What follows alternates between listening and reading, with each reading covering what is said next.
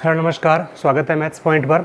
हम कर रहे हैं आज पटवार भर्ती परीक्षा के पुराने पेपर सॉल्व, जिसमें 2021 का 23 अक्टूबर को आयोजित पहली बारी का ये पेपर है, जिसमें मैथ के क्वेश्चन सॉल्व करके देखेंगे। पहला क्वेश्चन है, पहली 6 प्राकृत संख्याओं के वर्ग का औसत ज्ञात करना है। तो पहले 6 प्राकृत संख्या, पहली प्राकृत संख्या हो गई 1, 2, 3, 4, 5, 6, इनके वर्ग का औसत। तो वर्ग कर लेंगे, 1 का स्क्वायर, 2 का स्क्वायर, 3 का स्क्वायर, 4 का स्क्वायर, 5 का स्क्वायर और 6 का स्क्वायर। औसत ज्ञात करना है तो सबको जोड़ेंगे और जितनी संख्या है उससे भाग दे देंगे, 6 से भाग दे देंगे। 1 का स्क्वायर 1, 2 का स्क्वायर 4, 3 का स्क्वायर 9, 4 का स्क्वायर 4 चौके 16, 5 का स्क्वायर 25, 6 का स्क्वायर 36 बटा में 6। सबको जोड़कर 6 का भाग देना है। 4 1 5, 5 और 9 14, 14 और 16 30, 30 और 25 55, 55 में 36 जोड़ेंगे 91 और 91 में 6 का भाग देंगे तो ये आ जाएगा 15 छिक्के 90, 1 0 है तो 6 एकम 6, 4 0 है, 6 छिक्के 36 तो 15.16। दूसरा ऑप्शन इसका सही हो जाएगा। औसत जो है 15.16 आ जाएगा। दूसरा क्वेश्चन है, 272 माइनस 32 गुणा 124 प्लस 176 बटा में 17 गुणा 15 माइनस 15 का मान बताना है। तो 272 में से 32 घटाएंगे तो ये बच गया 240 गुणा 124 और 176 जोड़ेंगे तो 200 और 1 300 गए बटा में 17 गुणा 15। तो 17 को 15 से गुणा करेंगे, 17 5 85, 17 एकम 17 और 8 25 माइनस 15। 255 में से 15 घटाएंगे तो 240 आएगा, 240 से 240 कट जाएगा, 300 इसका सही उत्तर होगा। नेक्स्ट क्वेश्चन देखते हैं। तीसरा क्वेश्चन है, एक बैग में 1 रुपये 50 पैसे और 25 पैसे के सिक्के हैं। सिक्कों की संख्या के अनुपात दिया हुआ है और कुल राशि 420 रुपये। यहाँ सिक्कों की संख्या पूछी है। देखो कुल रुपए दिए हुए हैं तो रुपये के अनुपात निकालेंगे। एक एक रुपये के जो सिक्के हैं उनके जो रुपए बनेंगे उनके अनुपात लिखेंगे। यहाँ पर संख्या, सिक्कों की संख्या का अनुपात दिया हुआ है, आप उनका मूल्य बनाएंगे। तो मूल्य बनाने के लिए 1 रुपये के 2.5 सिक्के हैं तो इनके रुपए भी 2.5 ही बनेंगे। और 50 पैसे के 3 सिक्के हैं तो कितने रुपए बन जाएंगे इनके? तो 3 गुणा 50 पैसे यानी 150 पैसे 1 रुपया और 5 पैसे बन गए। ठीक है। और फिर 25 पैसे के 4 सिक्के हैं तो 25 पैसे के 4 सिक्के मिलकर 1 रुपया बन जाएगा। तो ये मूल्यों का अनुपात है। मूल्यों का अनुपात निकालना है, संख्या का अनुपात हमें दिया हुआ है। अब 50 पैसे के सिक्कों की संख्या बतानी है तो 50 पैसे वाले सिक्कों का मूल्य निकाल लेंगे, क्योंकि मूल्यों का अनुपात है। 50 पैसे के मूल्य का अनुपात 1.5 बटा में अनुपातों का योग 2.5, 1.5 और 1 जोड़ेंगे तो ये 5 हो गया। गुणा में कुल मूल्य कितना है? 420। 5 का भाग देंगे, 5 8 40, 5 चौके 20 और 1.5 से गुणा करेंगे तो 15 चौके 60 और 15 8 20 और 6 हो गया 26। 15 8 120 और 6 126, एक के बाद पॉइंट। तो 50 पैसे के जो सिक्के हैं उनका मूल्य 126 रुपये है। तो रुपए कितने बनेंगे? सिक्कों की संख्या कितनी बनेगी? रुपए 126 है। 50 पैसे के जितने सिक्के हैं उनका मूल्य 126 रुपये है। तो सिक्कों की संख्या बतानी है। तो संख्या बताने के लिए, क्योंकि 1 रुपये में 2 सिक्के होते हैं तो 126 रुपये में कितने सिक्के होंगे? 126 को 2 से गुणा कर दो, 252 सिक्के हैं 50 पैसे वाले। साधारण ब्याज पर एक निश्चित धनराशि 20 वर्ष में इसकी 3 गुनी हो जाती है। इसी साधारण ब्याज दर पर ये कितने वर्ष में दुगनी होगी? देखो मान लीजिए 100 रुपये है और ये 20 साल में 3 गुना हो जाते हैं। तो 100 का 3 गुना हो गया 300। इसके मतलब ये हो गया कि ये 100 रुपये है वो बढ़कर 300 हो गए, यानी ये 200 रुपये जो ब्याज है वो 20 वर्ष में बना है। 200 रुपये जो ब्याज है वो 20 सालों में बना है। तो 1 साल का जो ब्याज है वो कितना हो गया? 200 में 20 का भाग देंगे तो 10 रुपये, यानी 1 साल में जो ब्याज है वो 10 रुपये बन रहा है। तो अगर हमें ये धन कितने सालों में दुगना हो जाएगा, यानी 100 रुपये है और ये धन जो है 200 रुपये कितने टाइम बाद हो जाएगा, कितने वर्षों बाद हो जाएगा? इसका मतलब ये हो गया 100 का 200 हो रहा है तो यहाँ पर ब्याज कितना हो रहा है? 200 माइनस 100, 100 रुपये का ब्याज हो रहा है और साल का ब्याज जो बन रहा है वो 10 रुपये है। तो 100 रुपये ब्याज बनने में कितने साल लगेंगे? 10 साल लग जाएंगे। तो दुगना जो धन है वो 10 वर्ष में हो जाएगा। पहला ऑप्शन इसका सही है। चक्रवर्ती ब्याज पर यदि निश्चित धनराशि n वर्ष में दुगनी हो रही है तो यही राशि 4 गुना कितने वर्ष में हो जाएगी? देखो n वर्ष में दुगनी हो रही है। अगर कोई धन 100 रुपये है तो n साल बाद वो दुगना होकर 200 हो जाएगा। अब 4 गुना होना है, यानी 100 का 4 गुना 400 होना है। तो 400 होने के लिए 200 का फिर दुगना होना है। 100 का दुगना 200 n वर्ष में और 200 का दुगना 400 फिर n वर्ष में हो जाएगा। तो अब यहाँ पर धन जो है वो 400 हो गया, 100 का 400 हो गया, 4 गुना हो गया। कितने वर्ष में? n वर्ष में पहले दुगना हुआ, फिर और n वर्ष में दुगना हुआ। तो n और n यहाँ पर हो गए 2n वर्ष। n और n जोड़ेंगे तो 2 वर्ष में 4 गुना हो जाएगा। तीसरा सी ऑप्शन इसका सही है। नेक्स्ट क्वेश्चन है, एक 45 मीटर छड़ का वजन 171 किलो है। 45 मीटर लंबी छड़ का वजन 171 किलो है, तो 12 मीटर लंबी छड़ का वजन कितना होगा? पहले 1 मीटर छड़ का वजन निकालेंगे 171, ये 45 भाग में 1 मीटर छड़ का वजन निकालना है तो 45 से भाग होगा, और फिर 12 मीटर छड़ का वजन निकालना है तो 12 गुणा में जाएगा। अब इसको हल करेंगे तो वजन आ जाएगा। 3 का भाग देंगे 4 तिये 12, इसमें 3 का भाग देंगे 15 तिये 45, इसमें 3 का भाग देंगे 5 तिये 15 और 7 तिये 21, इसमें 3 का भाग देंगे 5। 57 को 4 से गुणा करेंगे, 7 चौके 28, 5 चौके 20 और 2 22, 5 का भाग देना है, 5 चौके 20, 5 25, 6 5 30, 45.6 किलो वजन होगा 12 मीटर छड़ का। यदि 10 वस्तुओं की लागत कीमत 7 वस्तुओं के विक्रय कीमत के बराबर है तो लाभ % बताना है। लागत कीमत का मतलब हो गया क्रय मूल्य। तो 10 वस्तुओं का जो क्रय मूल्य है वो 7 वस्तुओं के विक्रय कीमत के बराबर है, यानी 7 वस्तुओं के विक्रय मूल्य के बराबर है। तो इस चीज़ को आप ऐसे लिखेंगे, 10 वस्तुओं का क्रय मूल्य यानी 10 गुणा क्रय मूल्य बराबर 7 वस्तुओं का विक्रय मूल्य बराबर है तो 7 गुणा विक्रय मूल्य। यहाँ क्रय मूल्य और विक्रय मूल्य का अनुपात निकाल लेंगे। ये विक्रय मूल्य बाईं तरफ जाएगा तो भाग में, और दाईं तरफ 7, 10 इधर जाएगा तो भाग में। इसका मतलब हो गया क्रय मूल्य 7 है और विक्रय मूल्य 10 है। 7 रुपये की चीज़ लेकर 10 की बेच दी है, तो यहाँ पर जो लाभ है वो 10 माइनस 7 यानी 3 रुपये का हो गया। और लाभ % बताना है तो ऊपर लाभ लिखना है जो कि 3 रुपये है, बटा में क्रय मूल्य। लाभ और हानि % हमेशा क्रय मूल्य पर, तो क्रय मूल्य 7 है गुणा में 100, 100 तिये 300, 300 बटा 7, 300 में 7 का भाग देंगे, 7 चौके 28, 2 0, 7 दूनी 14, 6 शेष पर बच गया तो 42 सही, 6/7% जो है वो लाभ हो जाएगा। नेक्स्ट क्वेश्चन है, 8 भाग 4 ब्रैकेट में 3 - 2 गुणा 4 + 3 - 7 किसके बराबर होगा? तो यहाँ बोर्ड मास का रूल लगता है। पहले ब्रैकेट सोल्व करेंगे तो 3 - 2 आ गया 1,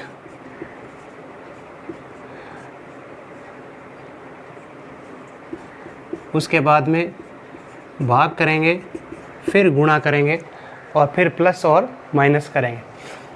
तो 8 में 4 का भाग देंगे, 8 में 4 का भाग देंगे 2,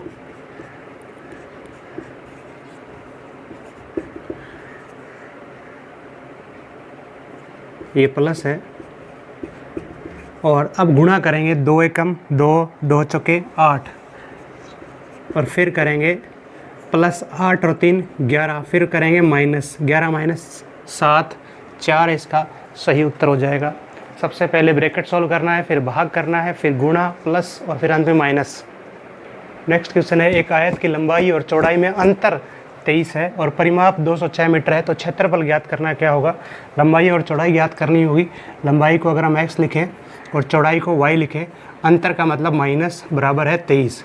दूसरा है परिमाप 206 है। परिमाप जो होता है वो लंबाई और चौड़ाई के जोड़ का दुगना होता है, तो लंबाई और चौड़ाई के जोड़ का दुगना यहाँ पर 206 है, और यहाँ हम लिखेंगे लंबाई और चौड़ाई का जोड़।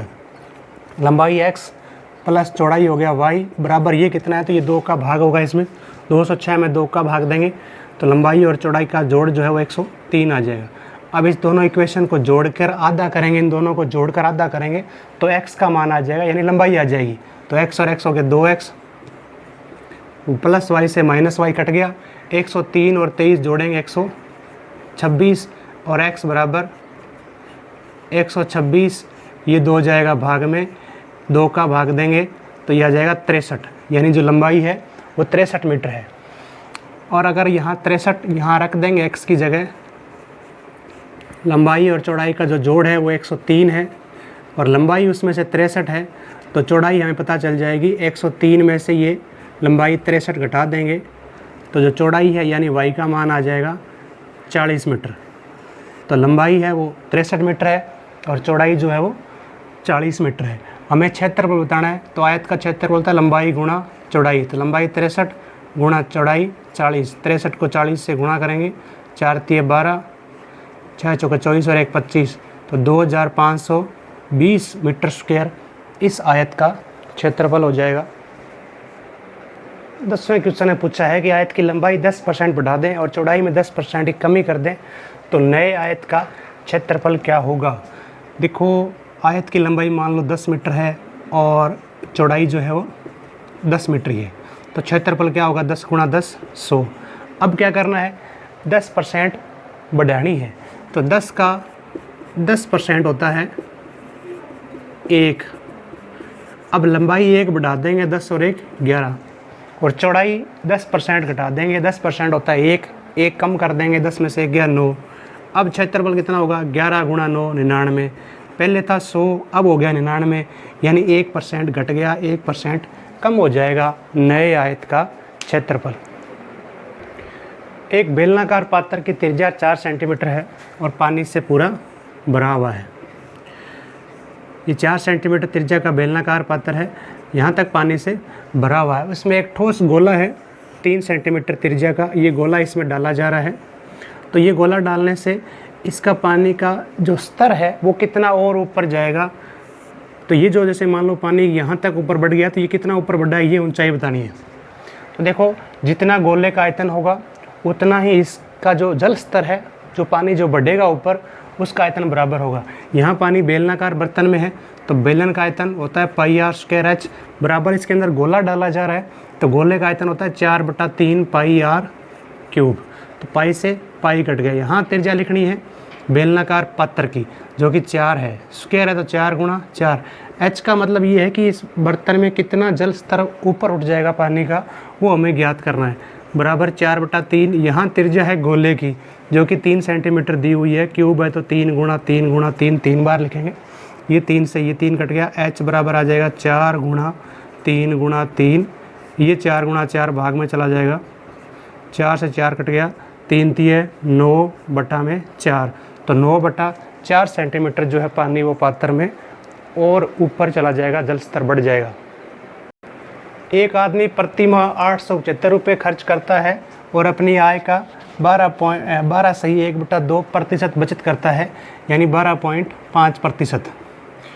टोटल आय अगर उसकी 100% है, 100 रुपये है, तो उसमें से 12.5 बचत करने के बाद बाकी जो है वो खर्च हो रहे हैं। कितने हो रहे हैं 100 में से 12.5 घटाएंगे तो 87.5, तो 87.5% है ये उसके खर्च है, खर्च परसेंट है। और इसकी वैल्यू जो है वो कितने हैं 875 रुपये। हमें जो आय है वो 100% है उसकी, तो 100% की वैल्यू बतानी है। 87.5% की वैल्यू 875 रुपये है, तो 100% की वैल्यू कितनी होगी, 1% की वैल्यू बतानी है। तो ये 87.5 जो है भाग में जाएगा और फिर हम 100% की वैल्यू बताएंगे तो 100 गुणा में जाएगा। ये पॉइंट हटाएंगे ऊपर 10 1 0 लग जाएगा, 875 से 875 कट गया, तो जो उसकी मासिक आय है वो 1000 रुपये है। पहला ऑप्शन इसका सही हो जाएगा।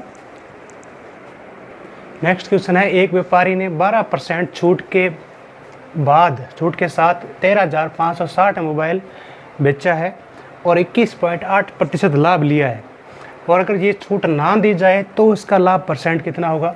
छूट देखो अंकित मूल्य पर मिलती है। अगर 100 रुपये की कोई चीज़ है तो उस पर 12% अगर छूट दी जाए तो वो वस्तु बेची जाएगी 88 रुपये में, 100 में से 12 घटाएँ तो ये 88 जो परसेंट है यहाँ पर, इसकी वैल्यू यहाँ पर 13,560 है, क्योंकि 13,560 में बेचा है फ़ोन छूट के बाद।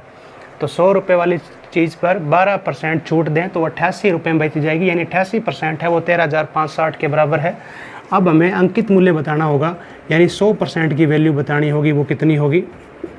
1% की कितनी होगी? 13,560 बटा में 88, और 100% की बतानी है तो गुणा में 100। इसको हल करेंगे तो हमें अंकित मूल्य मिल जाएगा। उसके बाद में लाभ लिया है उससे हम क्रय मूल्य ज्ञात करेंगे। तो यहाँ पर ये कट जाएगा 2 से या 4 से कट जाएगा, 22 चौके 88, इसमें 4 का भाग देंगे, 4 तिये 12, 4 तिये 12, 9 चौके 36, 3,390 आ जाएगा। और आगे 2 बार और कटेगा तो 11, इसमें 2 का भाग देंगे, 2 एकम 2, 2 छिक्के 12, यानी 1695 आ जाएगा। और अब इसमें 11 का भाग जाएगा नहीं, तो सीधा आप 1695 को 100 से गुणा करेंगे और फिर इसमें 11 का भाग देंगे, 11 एकम 11, और फिर 11 पाँचे 55, और फिर 11 चौके 44, फिर भाग 0, 11 99, यानी लगभग 15,409 रुपये उस वस्तु का अंकित मूल्य है। फिर देखो 21.8% लाभ लिया है। अगर वस्तु का क्रय मूल्य 100 रुपये है और लाभ वो 21.8 ले रहा है, तो विक्रय मूल्य कितना हो जाएगा? 100 प्लस 21.8 यानी 121.8 रुपये हो जाएगा। तो यहाँ पर 121.8% की जो वैल्यू है वो 13,560 है, क्योंकि 13,560 में बेचने पर उसको 21.8% का लाभ हुआ है। इसी तरीके से यहाँ हम 100% की वैल्यू निकालेंगे तो वो हमारा क्रय मूल्य होगा। तो 13,560 ये बट्टा में 121.8 और गुणा में 100, ये पॉइंट हटाएंगे तो 1 0 और लग जाएगा ऊपर। अब यहाँ पर आपको भाग करना है, तो ये 3 से कट जाएगा, ऊपर भी 3 से कट जाएगा, 3 चौके 12, 3 छिक्के 18, इसमें 3 का भाग देंगे, 3 चौके 12, 3 पाँचे 15, 3 दूनी 6, 4,520। 2 से काट सकते हैं तो 203, इसमें 2 का भाग देंगे, 2 दूनी 4, 2 दूनी 4, 2,260 आ गया। अब 2,260 को अगर हम 1000 से गुणा करेंगे तो 3 0 और लग जाएगा, और नीचे 203 से भाग दे रहे हैं, 203 एकम 203, 203 एकम 203, और 203 एकम 203, और अब 670 है, ये 3 बार जाएगा, 3 तिया 9, 61 बच गया, फिर 0, फिर 3 बार देंगे तो ये 11,133 आएगा। ये हमारा हो गया क्रय मूल्य 11,133। अब देखो छूट नहीं दे रहा है, छूट नहीं दे रहा है तो अंकित मूल्य उसका 15,409 ही है। तो 15,409 रुपये की ये चीज़ जो है वो बेचेगा, और क्रय मूल्य कितना है? 11,133 रुपये है। तो लाभ कितना हो गया? 15,409 में से 11,133 घटाएंगे तो जो लाभ है वो हो गया यहाँ पर 4,276 रुपये का लाभ हो गया है। और हमें लाभ परसेंट निकालना है, तो ये लाभ ऊपर लिख लेंगे, बटा में क्रय मूल्य लिखेंगे जो कि 11,133 है, गुणा में 100। अब 4,276 को 100 से गुणा करेंगे और फिर 11,133 से भाग करेंगे, तो ये 11 तिया 33 3 बार जाएगा, 3 तिया 9, 3 तिया 9, 3 एकम 3, 3 एकम 3, 3 एकम 3, घटाएंगे तो ये आ जाएगा, ऊपर सतारेंगे 0। अब ये 93 जा रहा है और ये 11 जा रहा है, तो 11 8 88 8 बार जाएगा, और यहाँ तक आते आपको पता चल जाएगा 38.4% का उसको लाभ होगा अगर वो छूट ना दे तो। 5 क्रमागत सम संख्याएं A B C D E का औसत जो है 52 है, और B और E का गुणनफल बताना है। देखो ये 52 जो है ये 5 क्रमागत सम संख्याओं का औसत है। तो ऐसे सवालों को इधर पिछली 2 सम संख्याएं लिख लो, आगे वाली 2 सम संख्याएं लिख लो, ये पांचों संख्या मिल जाएगी। ऐसे अगर विषम संख्या तो भी 52 से पहले वाली विषम संख्या सम संख्या 50, 50 से पिछली सम संख्या 48, 52 के आगे सम संख्या 54, उससे आगे सम संख्या 56। तो ये 5 वो क्रमागत सम संख्याएं हैं जिनका औसत 52 है। ऐसे अगर वो विषम संख्या है तो ऐसे विषम लिख लो। अब यहाँ पर देखो A 48 है, B दूसरी संख्या 50 है, C तीसरी 52 है, D चौथी 54 है और E 56 है। B और E का गुणा बताना है, तो B है 50 और E है 56, तो 50 को 56 से गुणा करना है। 5 × 30, 5 25 और 3 28, 2800। चौथा ऑप्शन इसका सही हो जाएगा, B और E का गुणा 28। नेक्स्ट क्वेश्चन है, यदि केले की कीमत 20% कम करें तो उसी राशि में 10 रुपये में 5 केले अधिक खरीदे जा सकते हैं, तो एक केले की प्रारंभिक कीमत क्या थी? तो ये बाय ऑप्शन कर सकते हैं कि एक केले की कीमत 65 पैसे है, तो 10 रुपये में जितने केले आएंगे, अब इस केले की कीमत 20% कम करने पर केले 5 ज़्यादा आने चाहिए। तो ऐसा जो होगा सेटिस्फाई करेगा वो ऑप्शन सही हो जाएगा। इजी ऑप्शन पिक करते हैं। पहले 50 पैसे का एक केला है, तो 10 रुपये में कितने केले आ जाएंगे? तो 10 में 50 पैसे हैं, तो इसके रुपए हो गए 0.50 और ये पॉइंट हटा के ऊपर 2 0 लगाएंगे, तो ये आ गया 20। तो 20 केले खरीदे जा सकते हैं। अब केले कीमत 10% कम 20% कम कर दो, 50 पैसे है, 20% कम कर दो, तो 100 - 20 80% करना है 50 का, तो 80/100 से गुणा करने पर अब केले की कीमत होगी 40 पैसे प्रति केले।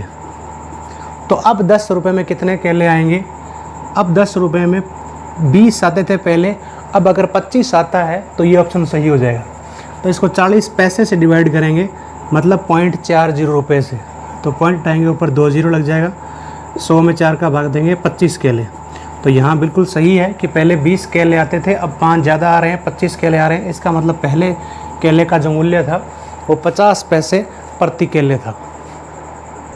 नेक्स्ट क्वेश्चन है, 10 पुरुष एक कार्य के हिस्से को 10 दिन में पूर्ण करते हैं, जबकि इसे 10 दिन में पूर्ण करने के लिए 12 महिलाओं की आवश्यकता है। यदि कार्य पूरा करने का बीड़ा 15 पुरुष और 6 महिलाएं उठाती हैं, तो कार्य करने में कितने दिन का समय लगेगा ये बताना है। मतलब कार्य कितने दिन में होगा पूरा। तो 10 पुरुष जो है वो 10 पुरुष किसी काम को 10 दिन में करते हैं। इसका मतलब ये होगा कि अगर एक पुरुष अकेला उसको काम को पूरा करें तो उसे 10 × 10 यानी 100 दिन लग जाएंगे। इसका मतलब ये हो गया कि एक पुरुष की कार्य क्षमता, काम करने की क्षमता कितनी है? तो वो होती है काम बटा में समय। तो काम तो एक है और समय यहाँ पर 100 दिन लगे, तो एक पुरुष की कार्य क्षमता हो गई 1/100। ऐसे ही 10 दिन में पूर्ण करने के लिए 12 महिलाओं की आवश्यकता है। इसका मतलब ये हो गया कि 12 महिला उस काम को 10 दिन में पूर्ण कर सकती है। तो एक महिला अगर उसको काम को करे तो उसको 12 × 10 यानी 120 दिन लग जाएंगे उसको काम पूरा करने में। तो एक महिला की कार्य क्षमता कितनी हो जाएगी? एक महिला कार्य क्षमता हो जाएगी 1/120। अब यहाँ पर 15 पुरुष काम कर रहे हैं, तो 15 पुरुष कितने काम करेंगे? एक पुरुष की कार्य क्षमता जो है वो है 1/100। तो 15 पुरुषों की कार्य क्षमता कितनी हो जाएगी? 15/100। 5 से कट जाएगा तो 5 × 15, 20 × 5 = 100। 3/20 काम इसका हो जाए कार्य क्षमता। 6 महिलाओं की कार्य क्षमता कितनी हो जाएगी? एक महिला कार्य क्षमता 1/120 है और 6 महिलाओं की कार्य क्षमता पता करनी है, तो 1/120 को 6 से गुणा कर देंगे। 6 × 6 20 × 120 यानी 1/20 काम। अब यहाँ पर 15 पुरुष और 6 महिला मिलकर इनकी कार्य क्षमता कितनी है, यानी एक दिन में कितना काम करेंगे? तो 3/20 + 1/20 जोड़ेंगे तो 4/20 यानी 1/5 काम करेंगे एक दिन में। अब हमें समय बताना है कितना लगेगा, तो समय का फॉर्मूला होता है काम बटा में कार्य क्षमता। काम बटा में कार्य क्षमता, तो काम तो एक है और कार्य क्षमता किसकी? 15 पुरुष और 6 महिलाओं की कुल मिलाकर कार्य क्षमता कितनी है? 1/5। तो ये 5 ऊपर चला जाएगा, यानी कि 5 दिन में ये काम पूरा हो जाएगा। 15 पुरुष और 6 महिलाएं मिलकर करेंगी। तो लास्ट क्वेश्चन है, यदि ABC आयाम के, मतलब लंबाई A है, चौड़ाई B है, ऊंचाई C है, ऐसा घनाभ का आयतन V से लिखा हुआ है, और घनाभ का आयतन होता है लंबाई गुणा चौड़ाई गुणा ऊंचाई, यानी A × B × C, और पृष्ठीय क्षेत्रफल है S पृष्ठीय क्षेत्रफल होता है घनाभ का 2 ब्रैकेट में लंबाई गुणा चौड़ाई, तो लंबाई A गुणा चौड़ाई B। प्लस चौड़ाई गुणा ऊंचाई, चौड़ाई b और ऊंचाई हो गया c, प्लस ऊंचाई गुणा लंबाई, ऊंचाई c होगी और लंबाई a हो गया। तो ये हमें दे रखा है v और s। तो 1/v बताना है इसमें से किसके बराबर है, 1/v। v का मतलब हो गया आयतन, यानी लंबाई गुणा चौड़ाई गुणा ऊंचाई। ये जो है वो इनमें से किसके बराबर है ये बताना है। तो बाय ऑप्शन करेंगे तो s की जगह आप ये लिखेंगे तो ये नहीं बनेगा किसी भी हालत में, क्योंकि बटा में a b c चाहिए। तो ये सीधा ऑप्शन देखने से पता चल रहा है इनका एलसीएम a b c आएगा। तो इसी को हम पिक करते हैं और सॉल्व करते हैं, ये बनेगा कि नहीं बनेगा। 2 बटा में s ये है यहाँ पर 2 ब्रैकेट में ab plus bc plus ca, और ये जोड़ना है 1/a 1/b 1/c जोड़ना है। तो a b c का एलसीएम आ गया a b c में 1 का भाग दिया bc, 1 से गुणा करेंगे bc, a b c में b का भाग देंगे तो ac बचेगा, ac को 1 से गुणा करेंगे ac, plus a b c में c का भाग देंगे तो ab बचेगा और 1 से गुणा करेंगे तो ab। अब ये ab plus bc plus ac, ab plus bc plus ac से कट जाएगा और 2 से 2 कट जाएगा। तो 1/a गुणा b गुणा c है, और a गुणा b गुणा c यहाँ पर क्या है v है। तो ये 1/v के बराबर है। तो तीसरा ऑप्शन सही है। धन्यवाद।